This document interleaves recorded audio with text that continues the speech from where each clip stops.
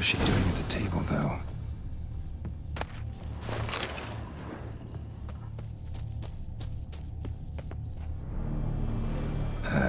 Stinks. Waterlogged. Both hands amputated. Body was quartered just as I thought. Laid in water for some time. Head swollen, and something took a few bites out of it. Something in the throat. A pouch, bulging with coins. Nilfgaardian florins, from several different provinces. If the murderer did this, means we're dealing with a sentient thinking beast.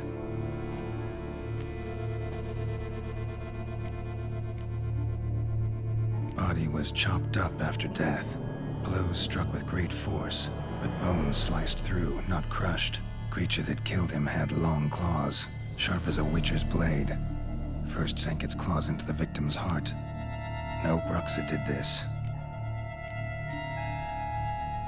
Third hand. A spare? Except it's clearly not the victim's. Guardsmen must have not noticed it as they picked everything up. How's this possible?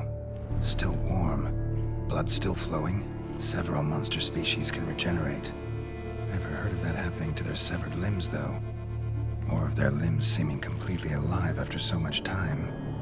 Examine the tissue more closely later. Might learn something.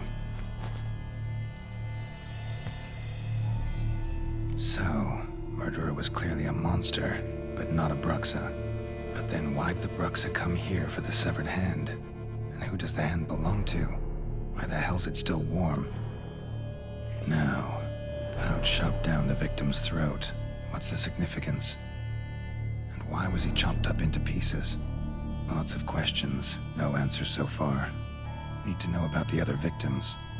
I'll ask Palmerin to get me in to see the Duchess.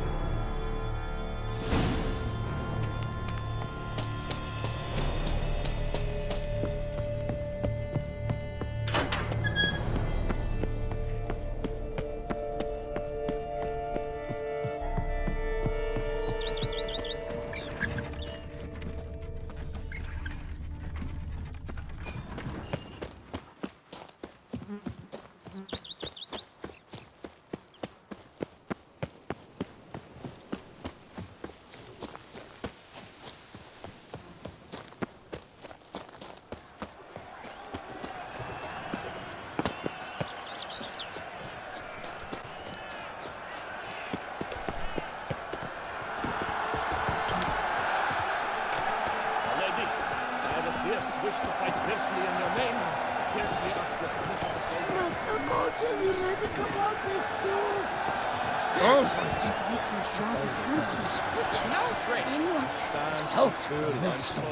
handsome? Need to speak to the Duchess, urgently. All right, you scamps. Story's done. Go find your parents. But Sir Palmerin, what about the story of Rittik and the dragon? A tale's for another time. But take a good look at the man who stands before you now. This is Geralt of Rivia, the master witcher who lent his valiant hand to the defeat of the giant Goliath. Master Witcher, is it true virtue always trumps villainy?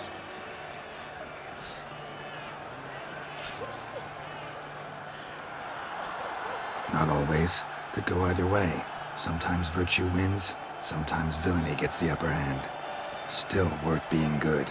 But why? If it doesn't mean you'll win. Palmerin's story. Think back. A decent man attracts other good folk, makes friends he can count on. A rogue? Well, he can only count on other rogues. And who would you rather have for a friend? A man of virtue? I must agree. Now, that will do for questions. Go find your parents. Her Enlightened Highness has doubtless arrived at the tourney grounds to watch the battle in the arena. If we hurry, we'll be in time to speak with her before the spectacle begins. Lead the way.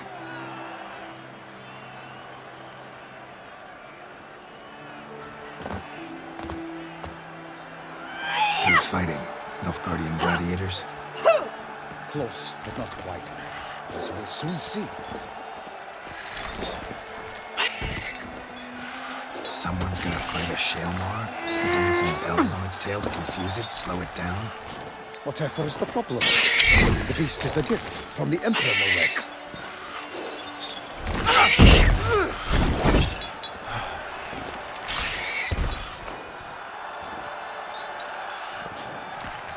Shouldn't torment the beast. How would you like to be dumped in an arena, blindfolded with a string of bells dangling from your ass? Pity a monster. You, a witcher. I slay monsters who are a threat to humans. You're out to humiliate one to entertain a crowd. No knight will gain any glory from this. Let's go.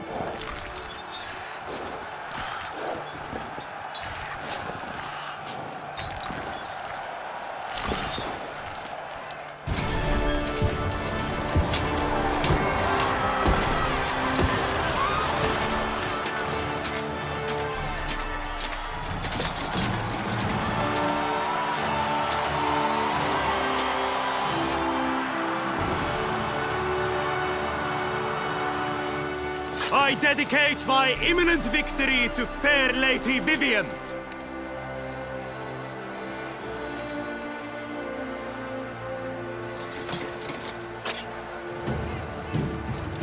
It's begun.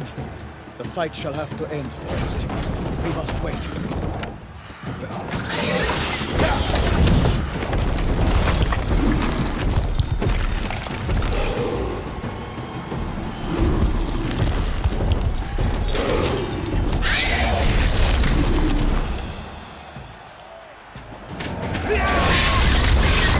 Got a bad feeling about this.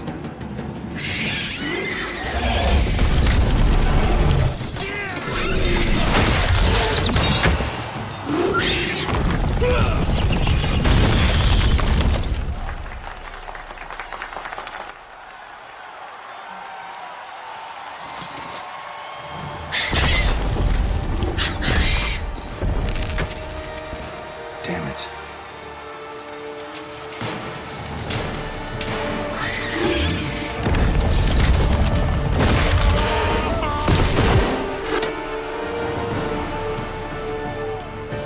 We have to help him.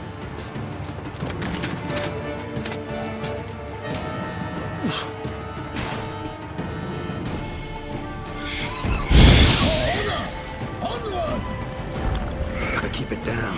Can't even tell where they are when it hears us. Alas, for Nightling, the beast heaved its foul girth, set loose a roar, and dropped into earth. Down came the Witcher in one mighty bound, to give fight to the beast, its plans confound. The fate of the beast has been weighed by the gods. Soon the Witcher shall stand against all odds. The Witcher waited till the time was true, then 12 danced and spun, and the monster right through.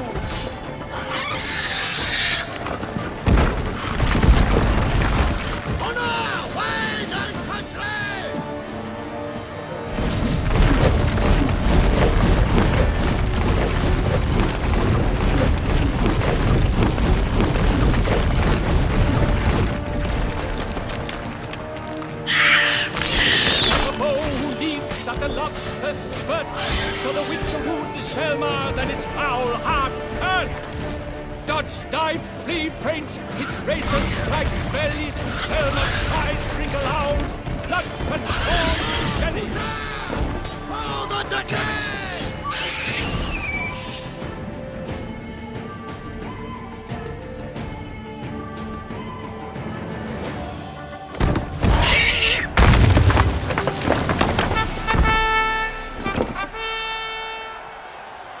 The Shaelmaar lies defeated by Geralt of Rivia, master of the witchering trade. Behold, as the last gasps of life seep from the beast.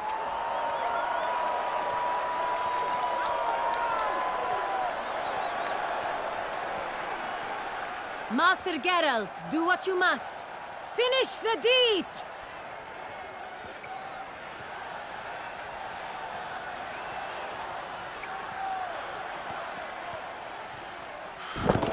It's suffered enough.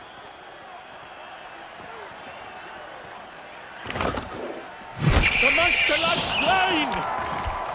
The fight is done! Praised be the victors!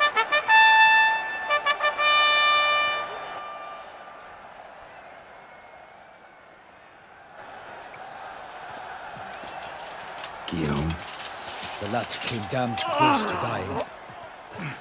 I'm fine. Not hurt at all. Vivian? Smile as befits a hero and keep silent. Speech clearly pains you.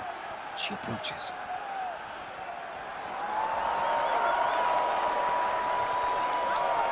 Geralt. We must talk. Vivian. You shall talk later, in the medic's tent. Geralt, magnificent, breathtaking. Your Grace. We knew that to summon you was a brilliant idea. We are delighted, ravished to have struck upon it. And I'm truly, honored. See to our young hero. Hop, hop. For we must make off with Geralt. We should talk. We had been long awaiting your arrival. Had nearly lost hope. Then suddenly, that entrance, so spectacular. Your Grace, my contract. I'd like to discuss it. Naturally, but not here. We shall need Damien. He led the investigation pending your arrival. But wherever could he be? Come, we must find him.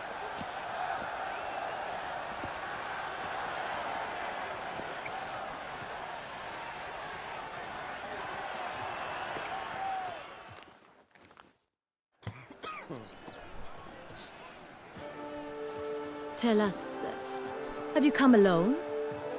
Or did Viscount Julian accompany you? Wish to see Dandelion, Your Grace? Yes. I mean, no. Yes. But solely to tell him we regret. Yes, deeply regret rescinding the death sentence we so justly handed down upon him. If we could turn back time, we would make certain he sat in a tower till he rotted. No, we would ensure he was broken on the wheel, then drawn, hanged, and quartered.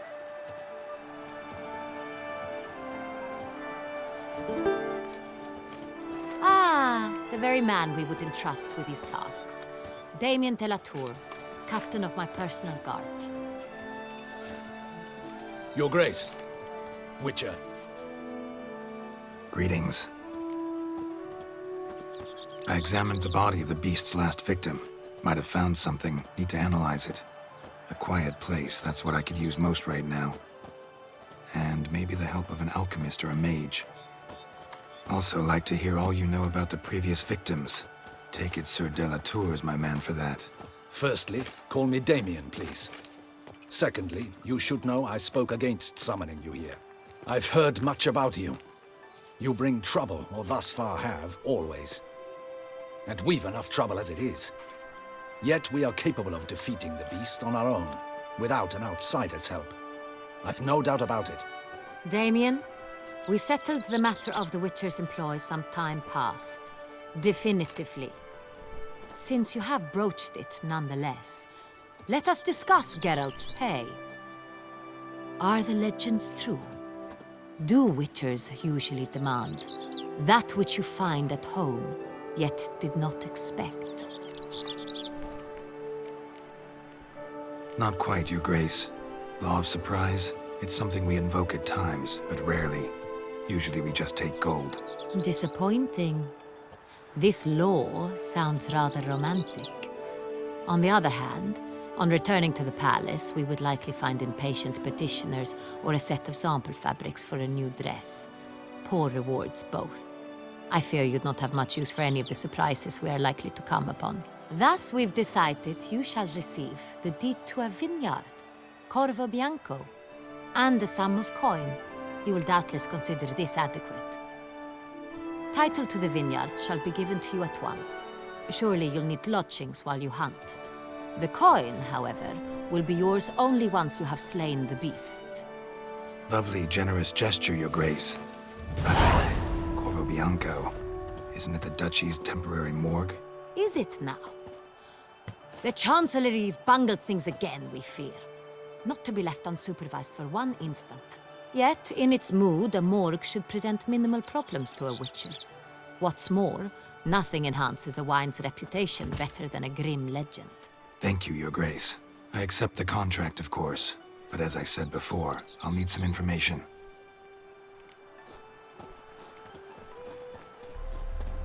How'd it start?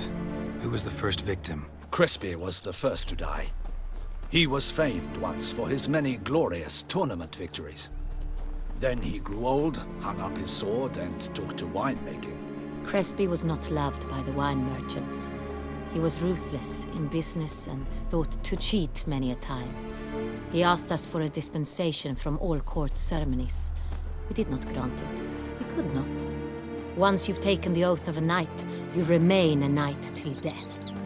How'd he die? Where'd they find the body? Quite unusual, the circumstance. He was at a feast when suddenly one of his fellow feastgoers noticed he was missing.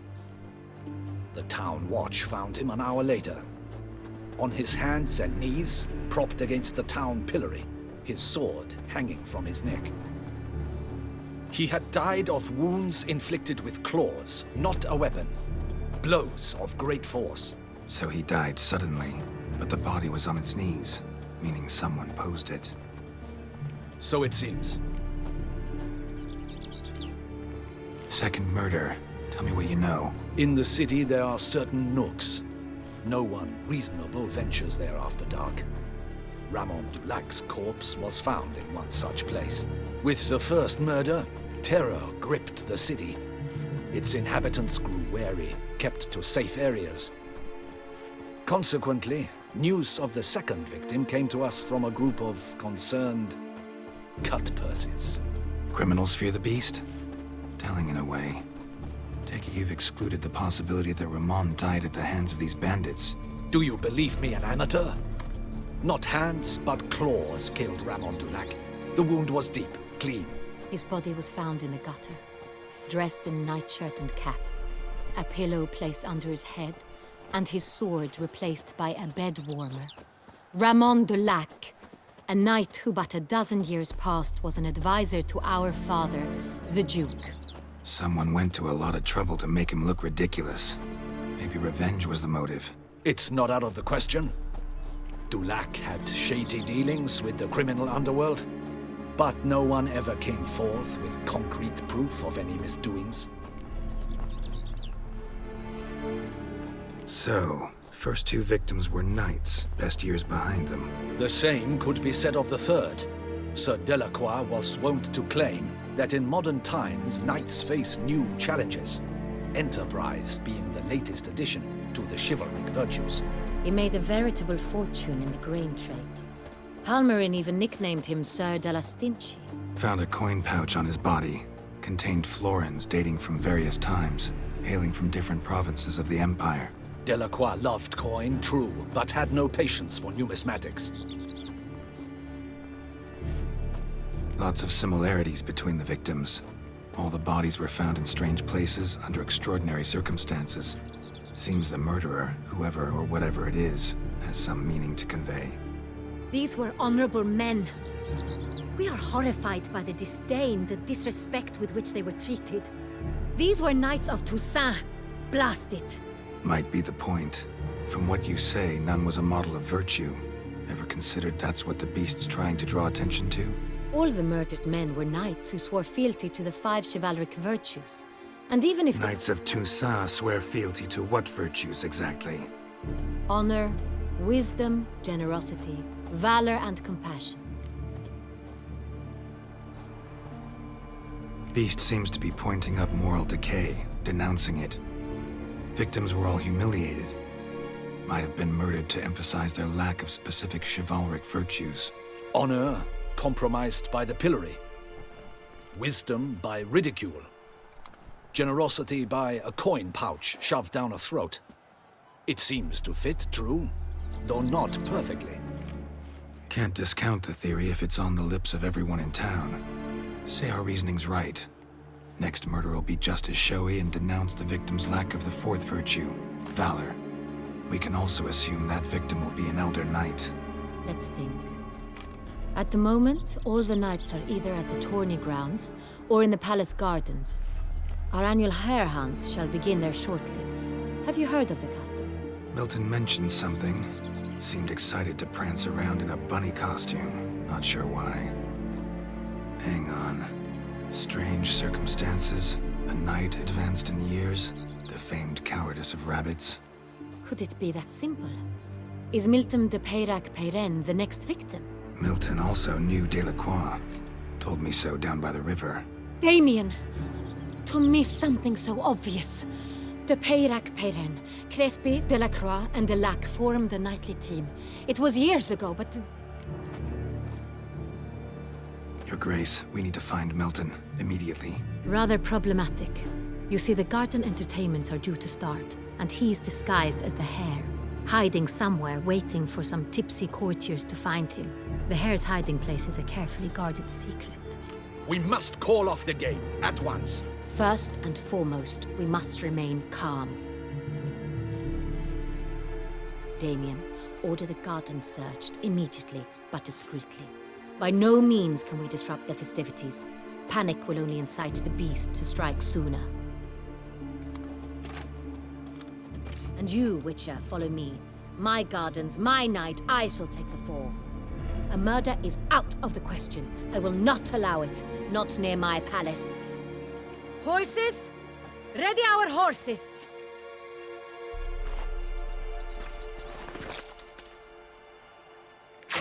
Your Grace!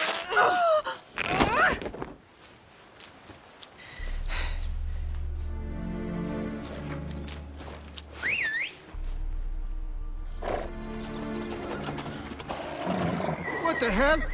Why, I should... Your Highness, Mind it doesn't get wrinkled. Onward!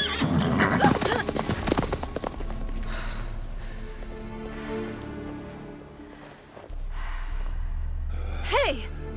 That is silk! Be careful! Give it to me!